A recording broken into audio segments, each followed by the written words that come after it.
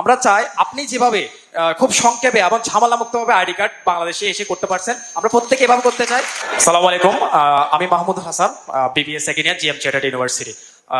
প্রিয় ভাই, আপনাকে আমাদের চট্টগ্রাম থেকে অভিনন্দন জানাচ্ছি, আপনি আমাদের চট্টগ্রাম আসছেন। আমার যে কোশ্চেনটা সেটা হচ্ছে কি, আপনাকে দেখলাম ছাত্রছাত্রীদেরকে নিয়ে বা শিক্ষা ব্যবস্থাকে নিয়ে খুব বেশি গুরুত্ব দিচ্ছেন। তো আমার যে দুঃখের বিষয়টা সেটা হচ্ছে কি, প্রতিটা নাগরিকের তো আপনার বার্থ সার্টিফিকেট বলেন, পাসপোর্ট বলেন এবং আইডি কার্ড পাওয়া একটা নাগরিকত্ব অধিকার, কিন্তু এই নাগরিকত্ব অধিকার পেতে আমাদেরকে যে পরিমাণ ঝামেলা পোয়াতে হয়, আমরা চাই আপনি যেভাবে খুব সংক্ষেপে এবং ঝামেলা মুক্তভাবে আইডি কার্ড বাংলাদেশে এসে করতে পারছেন, আমরা প্রত্যেকে এভাবে করতে চাই। এবং প্রত্যেকের আইডি কার্ড, পাসপোর্ট এবং বাচ্চা স্কুল লাইফে প্রত্যেকে করে ফেলতে পারে, সেই সুবিধাটা চাই। আর বিশেষ করে আইডি কার্ডের সব ভুল এবং হচ্ছে ছবি, আপনি যদি আইডি কার্ডের ছবির দিকে তাকান, আমরা যদি কোনো ইউরোপীয় অ্যাম্বাসিতে যাই, তখন আমাদের দিকে একবার তাকায়, আবার পাসপোর্ট এবং আইডি কার্ড দিকে 10 বার তাকায়। চিন্তা করে বাংলাদেশে দুর্ভিক্ষ চলতেছে কিনা, ওরা চিন্তা করতেছে বাংলাদেশে কোনো দুর্ভিক্ষ লাগছে কিনা, যে তাদের ছবির অবস্থা কেন, তাদের বাস্তবীয় চেহারার সাথে আমার অবস্থা কেন। তাদের এই অদক্ষ ব্যবস্থাপনার জন্য আমাদেরকে যে ঝামেলাগুলো পোয়াতে হচ্ছে, সেই আপডেট যুগে যেখানে চায়না এবং জাপান 2050 সালের কথা চিন্তা করতেছে, আর সেখানে আমরা বাংলাদেশের মানুষ আমাদের সার্টিফিকেট, পাসপোর্ট এবং আইডি কার্ড সংশোধন করতে করতে আমাদের জীবন চলে যাচ্ছে। তো এইখানে আপডেটটা কি করবেন, আমাদেরকে একটু এই বিষয়ে একটু আপডেট করবেন। আর হচ্ছে বাংলাদেশে যে সমস্যাটা আমরা মেন ফেস করি সেটা হচ্ছে কি, ভেজাল মুক্ত খাবার। আর আপনি দয়া করে আপনার ক্ষমতা আসলে এই খাবারকে ভেজাল মুক্ত করার জন্য কি করবেন, যে ফরমালিন মুক্ত।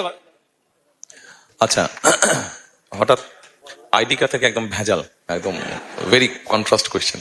এনিওয়ে, আপনি প্রথমে যেটা বললেন, হ্যাঁ, আনফর্চুনেটলি বা ফর্চুনেটলি আলহামদুলিল্লাহ আমার পক্ষে খুব ইজি হয়েছে কাজটা করতে। আমি অস্বীকার করছি না, তো আমি স্বীকারই করছি আপনাদের সামনে।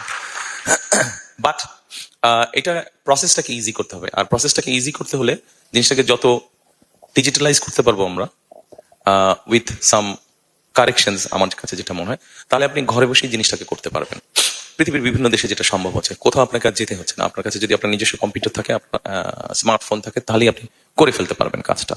সো আমরা পুরো সিস্টেমটাকে আমাদের যেখানে যেখানে এরার্স আছে সেগুলোকে আমরা কারেকশন করবো, বা কারেকশন করার উদ্যোগ আমাদের নিতে হবে। আপনি যেটা বলেছেন, ইউর ভেরি রাইট। অনেককে অনেক হ্যাসেল পোহাতে হয়। আমি করে আমার ওই এনআইডি কার্ড করে আসার পরে সোশ্যাল মিডিয়াতে দেখলাম কেউ একজন যোগ করে দিয়েছে যে আমি গিয়ে কমপ্লেন করছি, আরে ভাই আমার নাম তারেক লিখে দিয়েছে বারেক।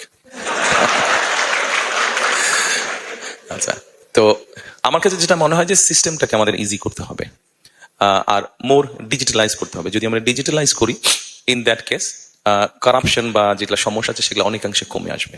এটা গেল একটা। আপনি যেটা বলেছেন ভেজালের বিষয়টা, এই বিষয়টা যদি ঠিক করতে হয় তাহলে আমাদেরকে আমাদের কনসাস ঠিক করতে হবে, এবং এটা সরকারের একার কাজ না, এটা আপনার আমাদের সকলের কাজ। এটা আমাদেরকে সকলকে মিলেই করতে হবে। অন্যায়ের বিরুদ্ধে প্রতিবাদ করতে হবে। আপনি যেটা প্রিজারভেটিভের কথা বলেছেন, ফরমালিনের কথা বলেছেন, নিশ্চয়ই আপনি জানেন একটা খাবারে নর্মালি একটা সার্টেন পোর্শনের একটা প্রিজার্ভেশন বা প্রিজারভেটিভ দেওয়া হয়। এটা সব খাবারই দেওয়া হয়, এটা বিদেশে দেওয়া হয়। আমাদের দেশে যেটা হচ্ছে, যারা অসৎ ব্যবসায়ী তারা অতিরিক্ত বেশি দিয়ে দেয়, অথবা তাদের ধারণা নেই, এবং সেই জন্যই জিনিসটা তখন পয়জন হয়ে যায়। তো আমাদেরকে মোট কথা এই জিনিসটাকে যদি বেরিয়ে আসতে হয়, এখানে আমাদের সবাইকে এগিয়ে আসতে হবে। একটা বিষয় আমি আপনাদেরকে বলি, সেটা হচ্ছে একটা দেশ কিন্তু শুধু একটা সরকার গড়ে তুলতে পারে না, একটা দেশকে সকলে মিলে গড়ে তুলতে হয়। আপনার নিজের ফ্যামিলিতে যেগুলো রুলস রেগুলেশন ট্রেডিশন আছে, ঐতিহ্য আছে, শুধু কি আপনার বাবা এবং মা মিলেই কি সেটা ঠিক রাখতে পারে? না, আপনাদের প্রত্যেকের, আপনার যত ভাই বোন আছেন, আত্মীয় স্বজন আছেন, আপনাদের প্রত্যেকের পার্টিসিপেশনই কিন্তু আপনার ফ্যামিলির ট্রেডিশন বা ঐতিহ্য বা যা রুলস রেগুলেশন আছে সেগুলো আপনারা ঠিক রাখেন। কাজে আমাদের সকলকে মিলে করতে হবে। আমাদের বিভিন্ন বিষয়ে ডিফেন্স অফ ওপিনিয়ন থাকতে পারে, আমরা আলোচনা করব, কিন্তু ভেজাল, এটাতে তো কোনো ডিফেন্স ওপিনিয়ন নাই। আমরা সবাই নির্ভেজাল খাদ্য খেতে চাই, এরপরে তো কারো কোনো মতামত, এখানে রাজনৈতিক কোনো ডিবেট নেই, এটা একটা নর্মাল ব্যাপার, প্রত্যেক মানুষের চাহিদা।